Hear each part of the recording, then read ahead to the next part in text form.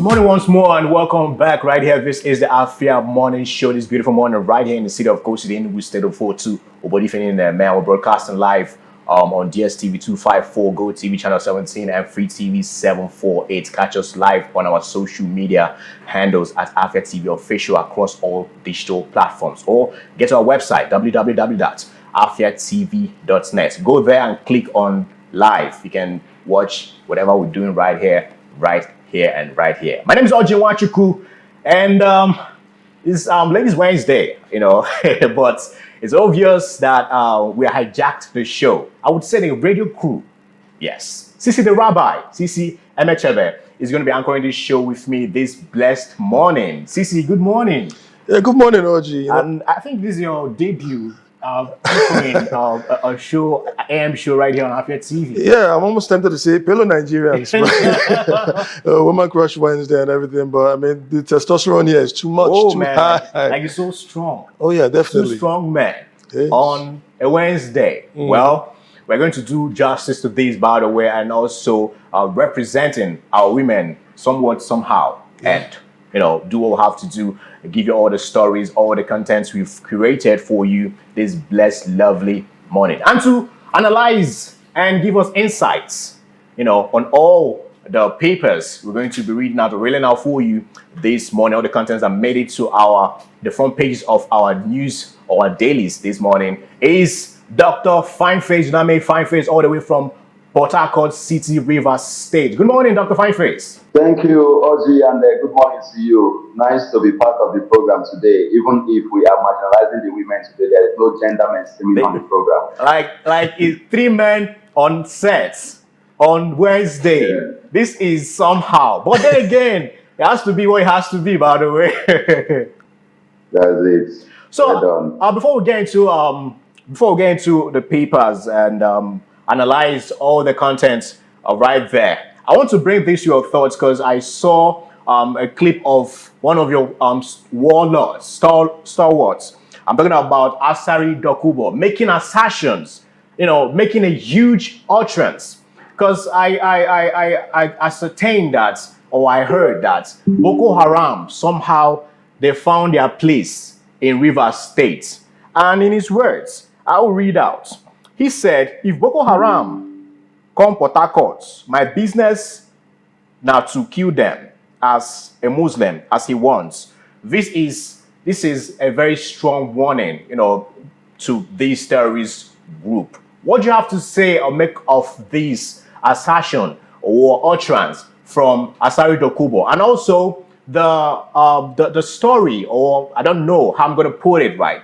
We heard that Boko Haram is somehow, they found their place in Rivers State. Yeah, Audrey, I think the statement by Alhaji Asari Dokubo is just a way of adding his voice to an ongoing conversation from the perspective of saying that he's going to kill Boko Haram if they come to Rivers State or if they enter Rivers State. Who told him that Boko Haram has not been in Rivers State over time? Boko Haram has been around because it's not written on the face of anybody. So Boko Haram is everywhere. Remember, during the time of former President Goodluck Ebele Jonathan, he even made it clear that Boko Haram has infiltrated his government. The war and appearances and manifestation of Boko Haram is not something that is written on the face of anybody, that when you see this person is Boko Haram, you see the other person is not. It's like a guerrilla warfare. And when it is like a guerrilla warfare, it becomes a challenge for you to even identify the person that is a Boko Haram. So this is an ideology, just like the ideology about the struggle for Biafra. Any Hausa man that believes in the Boko Haram ideology will, wherever he finds himself, be a Boko Haram man.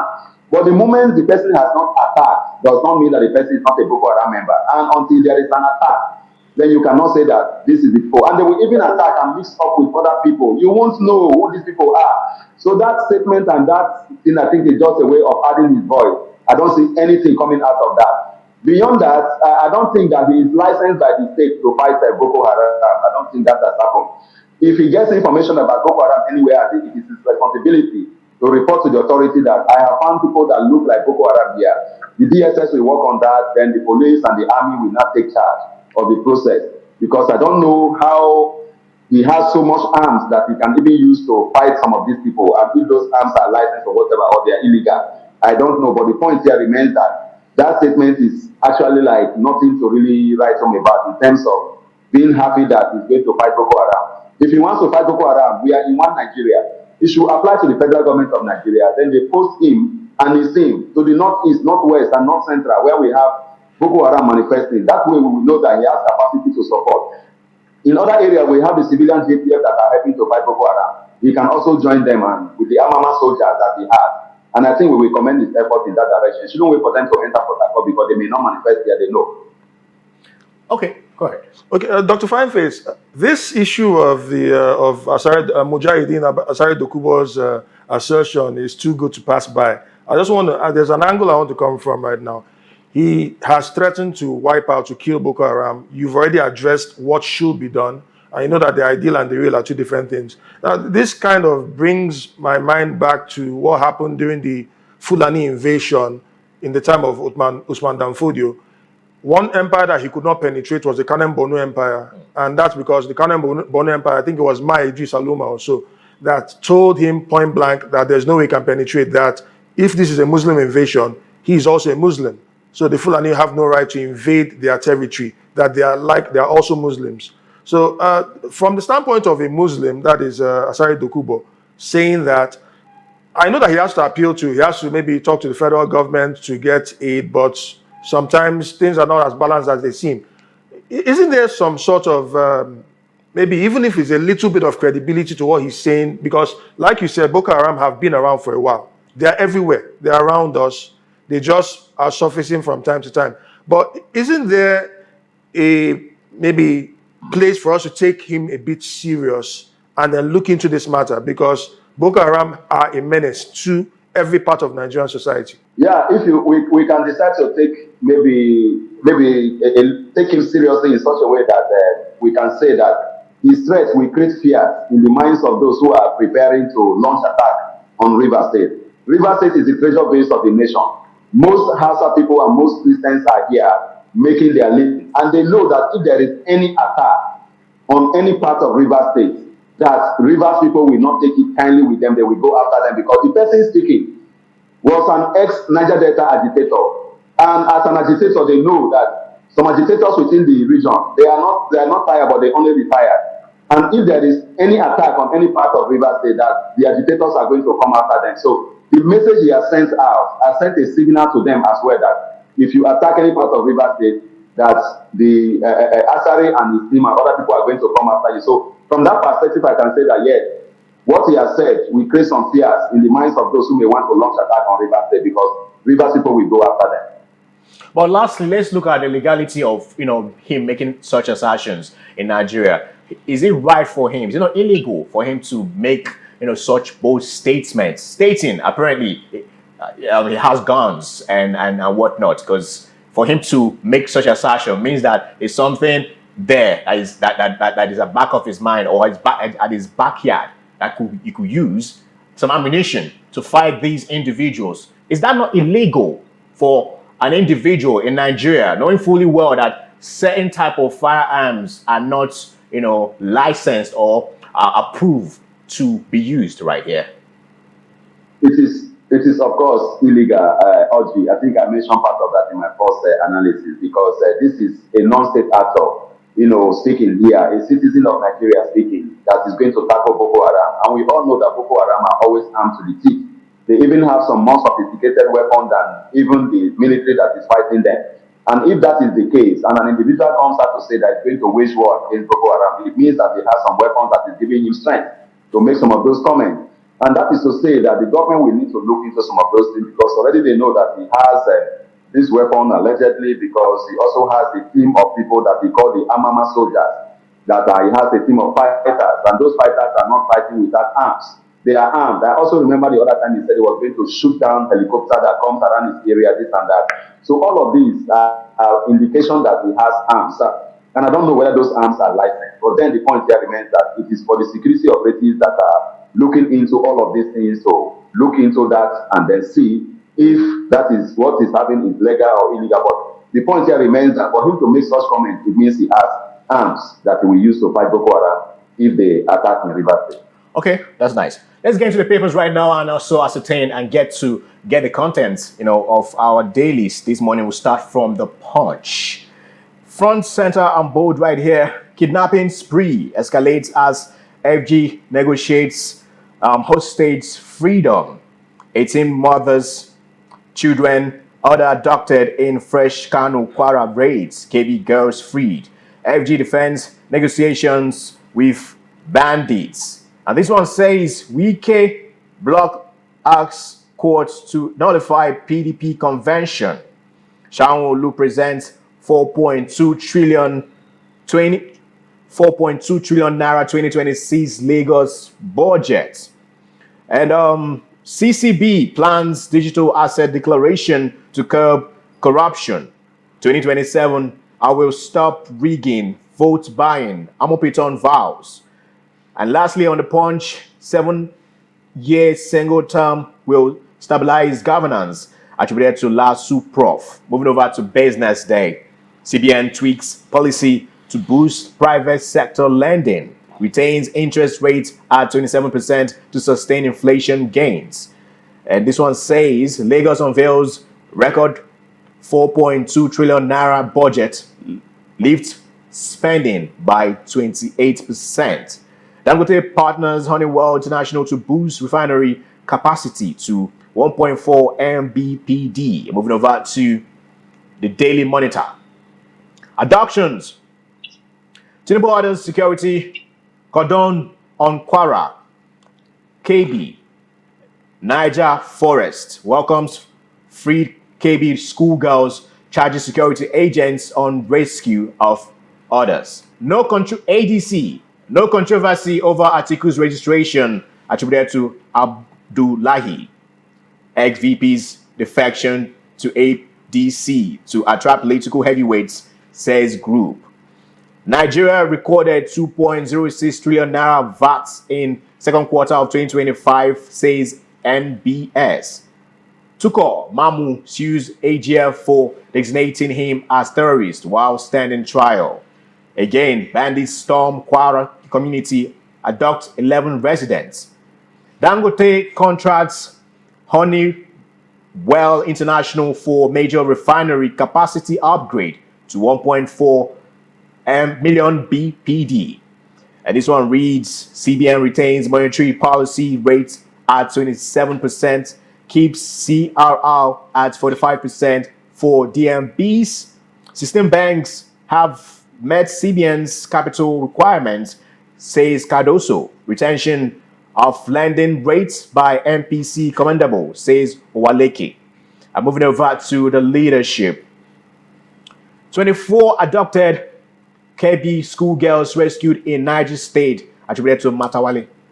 No ransom paid. Security operatives exchanged gunfire with abductors before rescue, says Minister. Tinubu, I am relieved all 24 girls have been accounted for. We really cherish this leadership award, says TMP chairman. Teachers threaten nationwide strike over growing attacks on schools. 27 banks yet to clear recapitalization hurdle. Central bank retains interest rate at 27%. U.S. officials present as Nigerian lawmakers debate security crisis. Dangote partners Honeywell International for refinery upgrade to 1.4 million BPD. And you can catch this news right there in page 7, which says Owerri, Enugu, Yola, and Lauren airports cleared for night operations, says Airspace Agency. And lastly, right here, on the leadership, bandits put gun in my daughter's mouth. Niger Catholic school teacher says. And moving over to the last one right here, the Daily Sun. UN predicts severe food crisis in Nigeria, says rising insurgency, worsening food security, regional instability. Insecurity. Catholic bishops demand end of Sharia law as Anglican bishop urges leaders to stop playing politics with innocent blood. CBN system backs scale recapitalization hurdle, recovers 2 trillion naira intervention loan, retains lending rates at 27% to tackle inflation. Sanwo-Olu Soludo Wifuru Oti present 4.23 trillion naira 757 billion naira, 884 billion naira, 1.01 trillion naira budget for 2026. Tinubu seeks overhaul of legal profession to strengthen regulation, ethics, public confidence. Dangote partners Honeywell International to boost refinery capacity to 1.4 million barrels per day. And lastly, UNICEF NGE demand urgent reforms as insecurity, poor services threaten future of 410 million children. And we go straight to the Nigerian Tribune. The major headline here says, Tinubu orders aerial surveillance of Kwara, Niger, and Kebbi forests. Again, bandits attack Kwara community, abduct 11 residents. The state government sets up safer Kwara Security Committee to curtail breaches. 10 kidnapped in Kano, border communities. Amoteku commences patrol of boarding schools in Ondo. And 24 kidnapped Kebbi schoolgirls regain freedom. And Sanwo-Olu presents 4.2 trillion naira 2026 appropriation bill to Lagos Assembly. Then we also have here HID Awolowo dialogue. Stakeholders call for domestication of national gender policy. They want gender equality, women participation in policies to be addressed, dialogue designed for next generation of women leaders. And Deputy Governor calls for stronger institutional support. Then this is about kidnapping. NUT threatens nationwide shutdown of schools. And the Catholic bishops warn against rising abuse in Sharia and Hisbah operations. And we have health. It says here that skin lightening product use is high in children under 2 years in Nigeria, according to a study. And lastly, on Nigerian Tribune, we have CBN retains monetary policy rate at 27%. And we go straight to the matrix.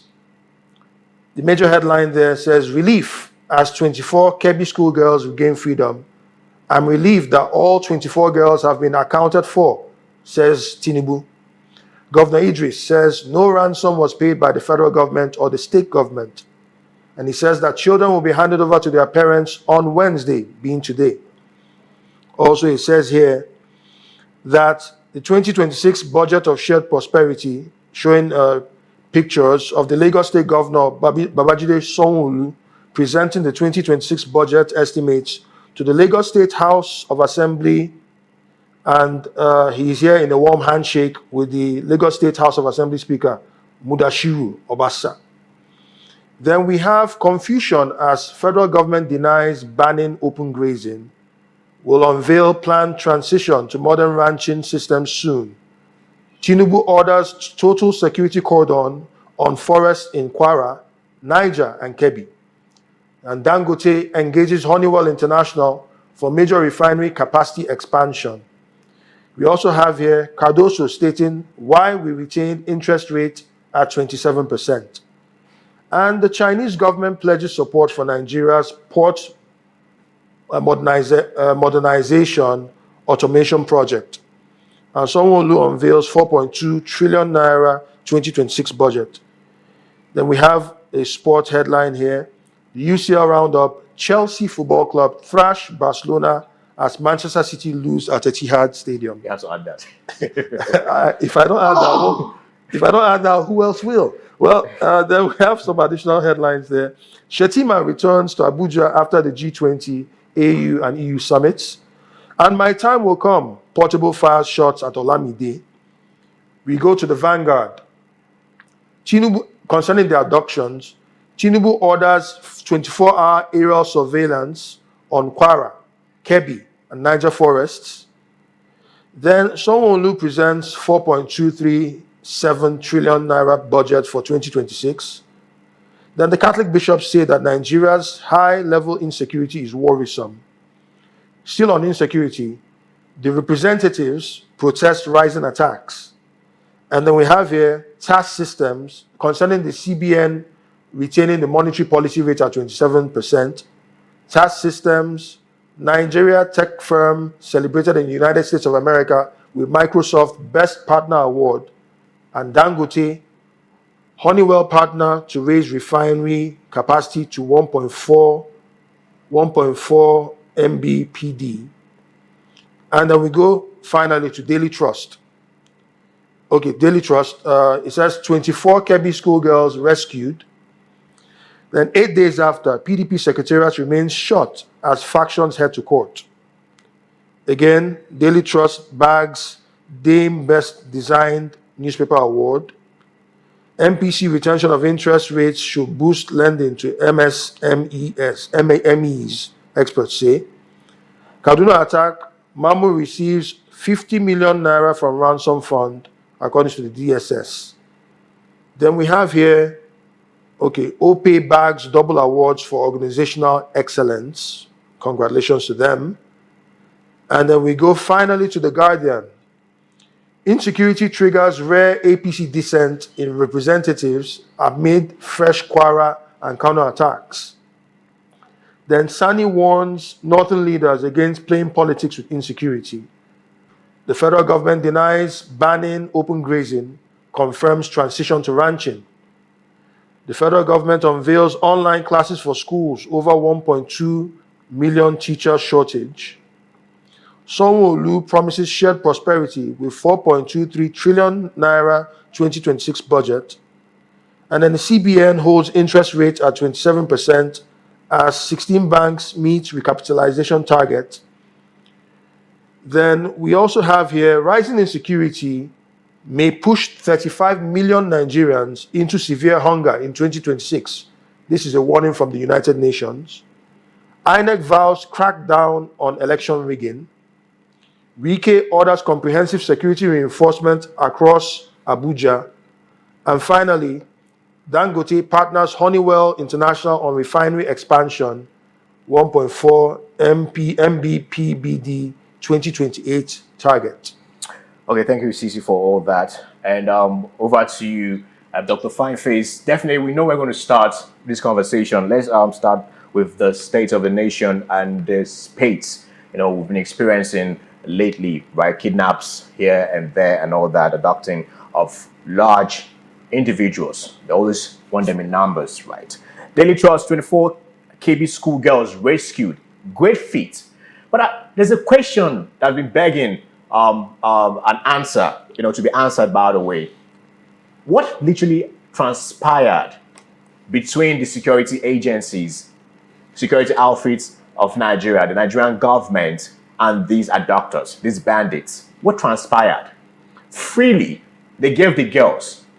Did Nigerian government pay a ransom? Were they a confrontation? Or it was just a call and boom, everything happened? Can you help us, break down this and literally let's make sense out of it? Because so many people are asking this question. And Dr. Fyneface, we're not getting the answers. Bayo Anonoga was on a TV station the other day in an interview, but he didn't, put anything in clear terms. He was just neither here nor there, talking about what literally transpired. How did this, happen? Was this just a free will? So our security agencies, as he stated, know these people. So what happens after? They still go around doing, okay, it was in a couple of kilometers away from the local government, this stuff happened. They abducted a pregnant woman and the children and a couple of other people. Can you just make sense out of this whole thing, Dr. Fyneface? Yeah, thank you, Audrey. I think the situation is surprising. And, I know quite well that the government wants to tell us the truth about what transpired and how they secured the release of those 24, school girls, from the KB school. And the reason is because they don't want a situation whereby what they will say will reinforce the kidnapping of other school children. But here the point remains that the bandits are not an arm of the federal government of Nigeria, recognized by the Constitution, to the extent that Onanuga will tell us that they phone them and they discuss and they release it without any payment of ransom. It is difficult to believe that. We know that things, funds, money have exchanged hands. But the point here remains that If he says that the security operatives know this hideout, they even have their number maybe from the one when they call any of their parents, I wonder why they are not being bracketed, they are not being killed. I wonder why the area surveillance ordered by Mr. President is not being used to monitor where these people are. Now, having taken out these students, do you not know where they are for you to go after them? I don't understand, but I think they are just playing with our intelligence and thinking we don't know what we are doing. But I know quite well that whatever means they have used to secure the release of those students, which we know quite well that money exchanged hands, it is the reason why others are not taken to kidnapping and hostage taking so that they can also make the same money. And I think it is unfortunate that we are palliating with this bandit, we are palliating with these kidnappers and all of this insecurity that we have in the country, and not to fight it head on. I think that is why if you see the way even Gumi is sounding from where he is, it will tell you that they are palliating with some of these youths. And it is unfortunate that they will just tell us that nothing happened and they expect us to believe. We know quite well that a lot of things happen, money exchange hands, but they are not ready to fight this insecurity the way they are supposed to fight them, because having released these 24 girls now, when they exhaust the money they have, they are also going after other ones. And since it is not written on their face, you don't know whether it is after they release this other side that those who are elsewhere or the same people are taking hostage other people. So it's a very sorry situation. And I think we need both local and international help to address this insecurity issue in the country. We see. Okay, Dr. Fyneface, I don't know, I have a submission to make regarding this, and I think it's also in line with what you're talking about. We all agree that what these bandits have been doing is a big menace to society. And one of the biggest things that we need to be a stable nation, a stable sovereign nation, is the issue of insecurity to be addressed. So the impression that the government is giving us is that they are wearing kid gloves, if they are wearing any gloves at all, when it comes to the issue of insecurity. The fact that they have this parley with bandits, the fact that these bandits to them are not nameless, faceless individuals, they know them. I was looking for the exact quote of Bayo Ononuga, the spokesperson for the president of the Federal Republic of Nigeria, His Excellency Bola Ahmed Tinubu. But if my memory serves me right, it goes along the lines of saying that these bandits, that they talked to the bandits, they reached out to them, that the security operatives reached out to them, and then they complied, that they know better than not to comply. And that was really laughable to me. It was very laughable to me. So the point I'm trying to make is this: for how long do you think that the federal government can continue trying to pull wool over people's eyes? Because everybody in this country, at least the vast majority of Nigerians, are, in as much as we decide to keep quiet most times, are very sensible, read the handwriting on the wall, know exactly what's going on behind the scenes. The fact that we choose to do nothing, yes, is an indictment on us. Let's be honest. Let's be frank about that. But you have to take us for an intelligent set of people. Otherwise, you have to take us for an intelligent set of people, because if you take us for stupid people, then it just shows that you continue being emboldened in what you're doing. It's strange. It's strange that the government is acting this way. Because if Bayo Ononuga said what he said, he's the spokesperson of the government. So the president is talking through his mouth. So really, what sense do you make of this? Because it's all reading of, they are in cahoots with them. That's what it looks like. Like I always say, if it looks like a pig, smells like a pig, it probably is not a warthog. It's a pig. It has to be. So the fact that they are having, they are parlaying with them, talking with them, relating with them, even trying to humanize them, I'll go as far as saying that, because they are humanizing them at the expense of their victims. It's not making too much sense to me, because the fact that they are treating them with kid gloves is strange. So please, if you could just add to that, let's know, because it's very disturbing to me and many Nigerians who care about the future of this country, security-wise. Yeah, I think it's unfortunate, I must say, because by 2015, we were thinking that the APC wasn't prepared for governance. But the APC has been in power now for at least 10 years, from 2015 to 2023, and then now you have President President Bola Ahmed Tinubu taking charge after Muhammadu Buhari left office. So I think to a very large extent, a government and a political party that has been in power for at least 10 years should be able to manage issues around insecurity and understand how governance is done. But what we are having now is very unfortunate, and Adeluga, speaking for Mr. President and saying all of this, he thinks that we are fools. And it is because of some of this report that they are not coming forward to give Nigerians that made some diplomatic community members within our country to give report to their home countries, that is now giving them the audacity report to say that Christian genocide is going on in Nigeria. When they are trying to deny all of these, have they forgotten that we have foreign missions in the country? They get this report, they file it, they study it, they analyze it, and present to their own government to make comments. These are what they are saying in the country. So what Adenuga has said is just like trying to pull wool over our eyes. But we know what has transpired under the carpet. We know what has happened, that water has passed under the bridge. So we shouldn't just be telling us that nothing transpired, no money exchange hand and all of that. We are aware of what happened, because if they are like playing and palliating, with these terrorists, it means they are giving them the embodiment to, do more. They are embodying them to do more. And that is why you continue to see kidnapping. You can see from the time that some make the statement about genocide of Christians in Nigeria, there's an escalation in the area of insecurity. Either they are trying to support the foreign government to invade Nigeria, or they are trying to let Mr. President understand that what the American president has said is true. So the government of Nigeria must come forward and ensure that they are taking concrete steps to rescue those who are still in captive, and then ensure that they provide security for lives and properties in Nigeria, which is the primary responsibility of government. So I dismiss all what Onanuga has said. We all know what has happened, and we are happy the children are now back. So let's just focus on the fact that they shouldn't continue negotiating with these bandits and not taking action to eliminate them, so that we can have peace in this country. And thank God that these children are back to their parents to be reunited today with them. Okay, Dr. Fyneface, regarding the collaboration, the conversation has been going on between the NSA, Malam Nuhu Ribadu, and Hedge Sweat of the United States Secretary for War, by the way. Is this not an indictment?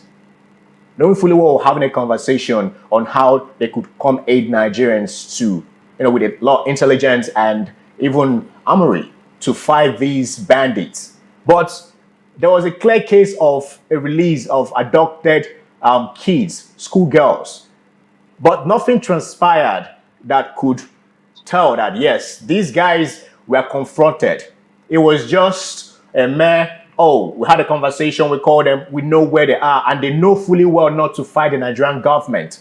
But days after, there was another kidnap in Enugu, just kilometers close to where the other one happened.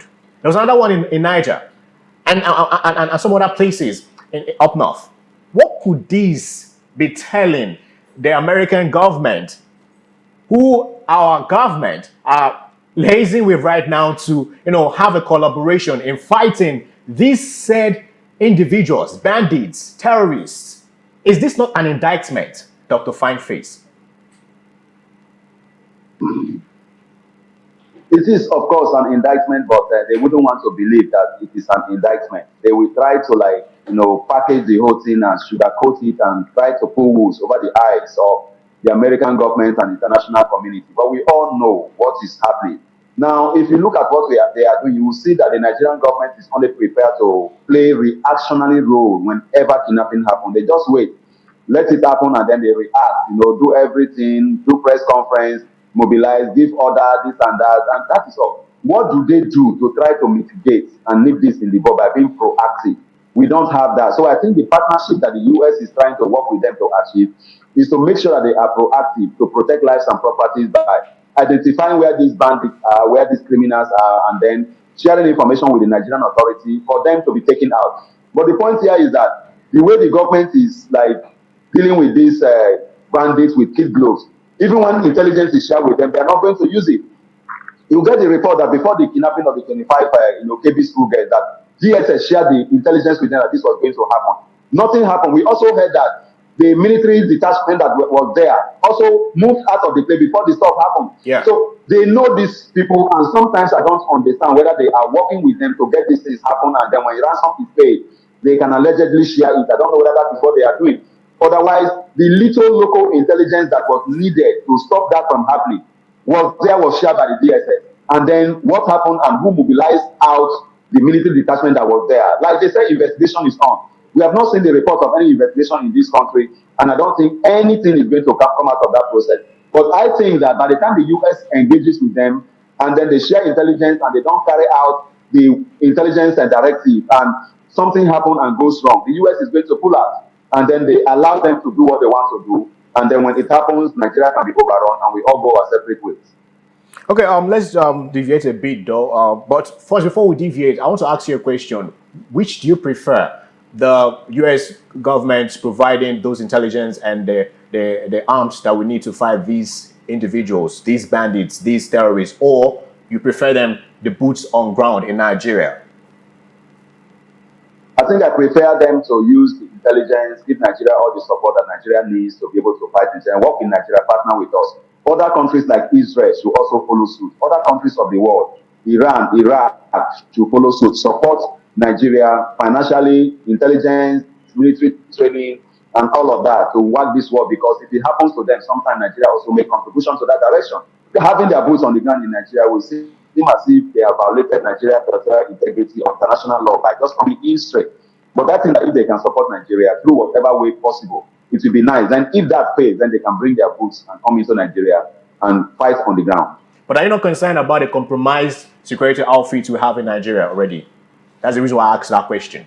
Yeah, I'm concerned about that because I know that they may not carry out the intelligence directive, like I've also said before. But I know that when they share this and they are working with them, they will want to get results out of whatever intelligence that they share. So when the result is not forthcoming, the US will know that, yes, they are not doing what they needed to do. And for that reason, more comments will be made by the President of the United States. And then we can now talk about the US Army military coming on the ground in Nigeria if they really want to invade and support. So now, Nigeria is calling for the US not to invade. They will work with them to do this. And that window has not been opened. But if they fail to utilize the intelligence and the support that is being given by the US, then they will have no other option but to invade Nigeria. Okay, let's deviate a bit before we round. Of course, time is against us, literally.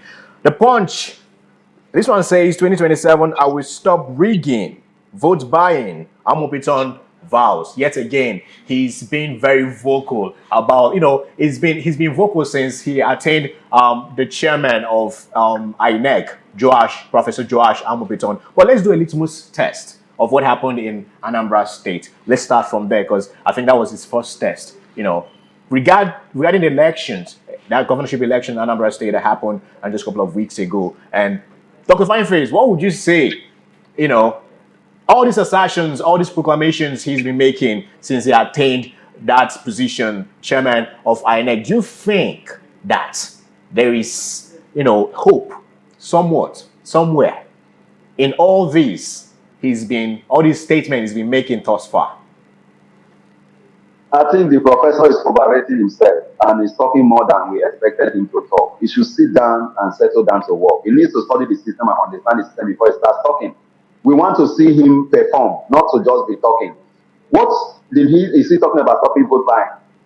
In Anambra State, there was vote buying. People were arrested for vote buying. People are being prosecuted for vote buying. He was there. That was his litmus test. He failed. And he's also saying that he will stop rigging. In Anambra, there was rigging. In fact, his own appointment is also a process of rigging. Because we learned he was part of the legal team of the APC or the Mr. President at some point. So a man who was part of the legal team of Mr. President, being appointed by Mr. President, already rigging has taken place, even if it's 0.5%. Because in what we call politics of developing area, the rigging of an election begins with the appointment of the head of the electoral empire. So he is a product of rigging by virtue of the fact that he was part of Mr. President's team and then he was appointed to be INEC chairman. So as we speak, he shouldn't be talking too much. We cannot stop rigging in any election. We can't stop vote buying in any election, but we can reduce it to the barest minimum. Those things are part and parcel of the process. So he shouldn't be talking and saying what he couldn't say, what he can't do. Because already we heard this kind of thing from Mahmoud. He was saying everything, went to Chatham House, said everything. At the end of the day, he left off with shame. So I think he should talk less and try to do more. From his work, we will know how some of these things have been addressed. Okay, thank you very much. But Sisi, do you have a topic you want to treat before we just jet off? No, well, basically, I think we've covered everything. I just wanted to touch the issue of Shigumi. Shigumi. It's still lined up. It's still connected with what we've been talking about, Dr. Fyneface. And I made mention of it earlier when I asked you a question. Our attempts to curb insecurity, from all indications, are being hampered by the Shigumi's humanization of these terrorists. He talks about the fact that he mingles with them, he talks with them, he knows them, he expresses their concerns. And, the fact is that if there's anybody that should be humanized, it's the victims. Because the terrorists, and believe me, I'm within my rights to call them what they are. They are not bandits, they are terrorists. So these terrorists are not the victims. So they should stop playing the victim game. And I'm saying that because Shigumi is the one speaking as their spokesperson, which says a lot about the kind of person he is. So this issue, how do we even fight this issue of insecurity, effectively, without while we're still humanizing these terrorists? Because it's counterproductive. It's actually a case of penny-wise, pound foolish, as far as I'm concerned. I don't know what your thoughts are. Yeah, I think the country will need to rejig its security architecture, ensure that everything is overhauled. More security personnel are employed, they are properly trained. The country will also have to deploy intelligence gathering. It's very, very fundamental to ensure that intelligence is properly gathered so that they can act proactively before things happen.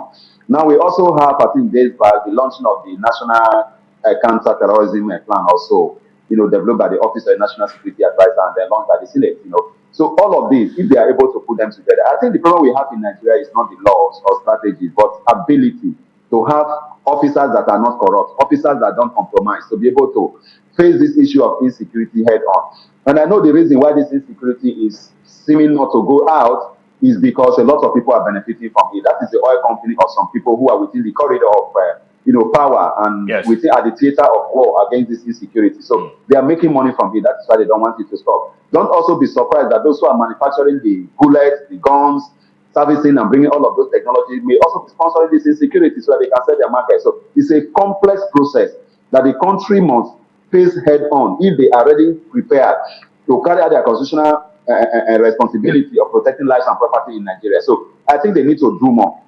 The state police ought to have been there since. I think they need to ensure that we also have the state police to battle this matter. Thank you very much for all your insightful conversation we had this morning. Lovely one right there. You just have a way of trying to break down everything to our own understanding, everybody to align with. Thank you very much, Dr. Fyneface, all the way from Port Harcourt, Enugu, River State. I want to say Enugu State, Port Harcourt, River State, and he is the Executive Director, Youth and Environmental Advocacy Center, YEAC-Nigeria. Thank you and have a great morning. Thank you for having me. Good morning to you once again. Thank you. So we'll take our news updates, and when we'll come back, we'll take a quick trip around the region. Don't go nowhere. Stay.